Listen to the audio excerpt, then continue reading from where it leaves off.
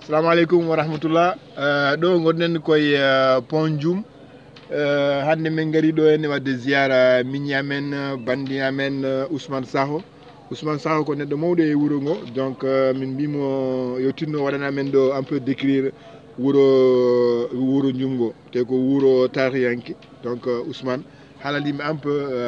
gurnam yimbe Djoum no de façon générale. Merci Thierno Alpha. Caggal nde bismaɗa ɗo e wuro ma aɗa ñagane Allah kadi an e ɓesgu jumanaɓe kala e bandiraɓe yeɓoɓe vidéo o nde gonnaten e jaam e cellal e ndenka Allah duumigal. So ɗum ɓenni ko wadde quand même l'historique de la ville de Djoum wonata hunde webde kono men mbaɗi hen tan seeɗa mo Allah rokki men malgré temps o no wayi ɓittude men mbaɗoto hen seeɗa no namdorɗani ɗo nder koye Pont de Djoum mo ganduɗa wonande wawriɓe Djoumɓe won temps uji o Pont de Djoum o woodi hande nandara wonde duuɓi 5 walla duuɓi 6 ha 7 caggal ballal laamu Sénégal waɗi mbo financé entièrement ko MCC Millennium Challenge Account kadi joguino to projet o to banggue Sénégal ko MCA ɓen joguino liggi kadi Pont Djoum ko entreprise goto portugais ne wiye MSF caggal ɗum ne wayno fecci wuro Djoumgo ko maayo woto no wiye fleuve du Douye e banggue français enen kam mbiyeten ɗum tan ko maayo noon maayo ngo yaari ha banggue funnague banggue hirnague fayi Podor kadi to banggueji ɗiɗɗi oto banggue woni banggue Djoum Walo woni banggue cosaan Djoum woni oyo banggue heedi maayo ngo to banggue rewo banggue keddiɗo o kadi oga banggue mo dardiɗen woni banggue Djoum Walo maintenant e nder leeɗe Djoum ɗe sa ƴeewi Djoum Walo kam ko leegal cosaan manggal woni ɗon kañum woni vraiment wuro ngo kañum woni cosaan wuro ngo sa ƴeewi kadi oga banggue kala gonɗo ga Djoum jeeri naati pe sa ƴeewi ne jogui asli mum to Djoum Walo to Djoum jeeri o noon kañum hanti woni vraiment doole wuro ngo nder hen fecci leeɗe kewɗe machallah saabu sa ƴetti guila tan banggue hirnague wuro ngo ne waɗi leegal ne wiye Benjolol ne waɗi leegal ne wiye Medina Ñanga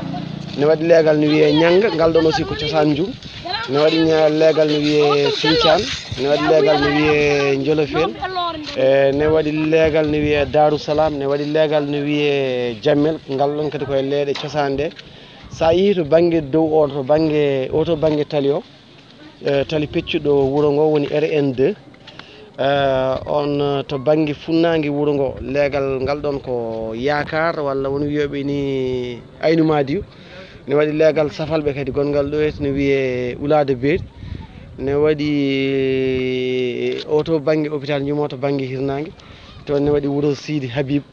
ne wayno ko ɗeɗo leeɗe ndendi goni Djoum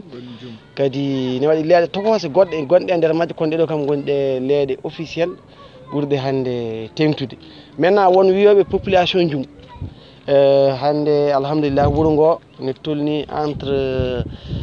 16 000 et 20 000 habitants hande ko woni waali wuro hen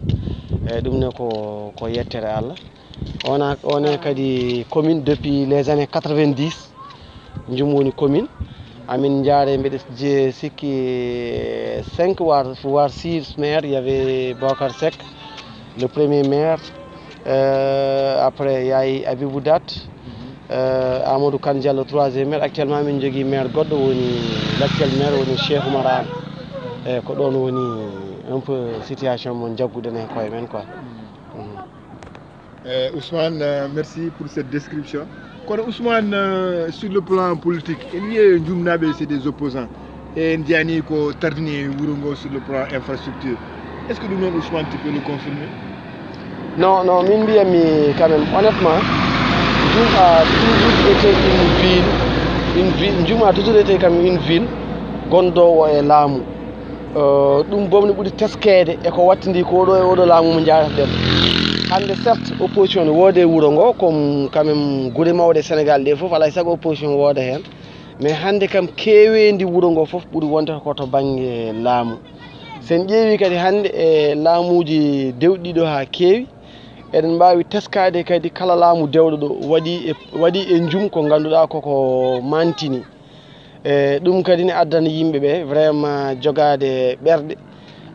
andude wonde hande vraiment wuro ngo nan waɗa développé par rapport e commune aji kewɗi hande gonɗi e nder département de Podor par ce que sa ƴeewi jum jeeya koye commune aji garɗi batte caggal Podor kono hande sa ƴeewi commune jum ɓuuri wadde développé le premier commune du département de Podor woni commune Podor hande ɗo ɗo jaretɗen budget mo commune jum nannato ɓuuri mawnude budget mo mairie ji département les 22 communes du département wadde firti hande jum est devenu une ville leader nder département de Podor te machallah e fannuji kala wuro ngo hande ne yeehi actuellement on a presque 10 écoles élémentaires ɗo e jum amin jogui 2 jardins préscolaires école préscolaire amin jogui 2 collèges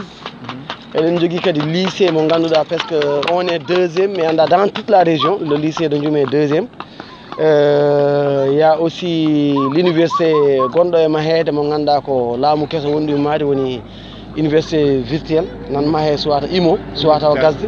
e hôpital mo ganduɗa ko vraiment hôpital mawɗo hande à part hôpital régional mo Saint-Louis ko hôpital Ndioum oɗo rewi hen e to batte mawnugol sinon komo Wourossogui e ɗonne ko yettere Allah quoi et aussi le plus grand marché mo ganduɗa hande e nder département o ko marché de Ndioum hadema yaɓande marché ji goɗɗi ɗi ɗonne ko yettere Allah merci. Donc Ousmane merci a jarama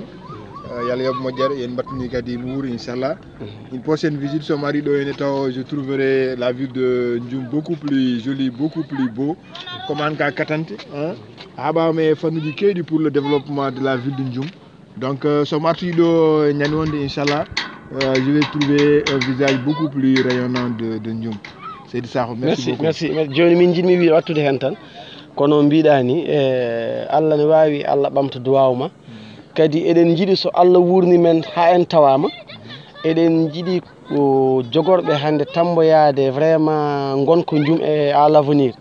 eɗen jiiɗi jeeyede hen saabu hande en jii wuro ngo ko wuro hande ngo Allah ɓamti ngo yaara yeeso te en jii hande ko heewi ni foti wawde waɗede e nder commune Ndioum taw ko mairie o ƴettata ses projets ƴetta doole mairie o ƴetta doole ɓiɓɓe wuro ngo huutoto ɗum au bénéfice de tous mais en jii ne ngakki mais ha joni eɗen ɗamini rek so tawi ɗum ɗon ko jortiɗen ko Allah waɗi men hen moƴƴere eɗen jaggui Ndioum so wonani quand même capitale départementale mais eɗen jaggui Ndioum ma waɗa maintenir quand même le cap jeeyede hande e guure ɓurɗe deejje e ɓurɗe welde e ɓurɗe vraiment woɗede attrayant pour l'avenir du Sénégal Allah jarama jarama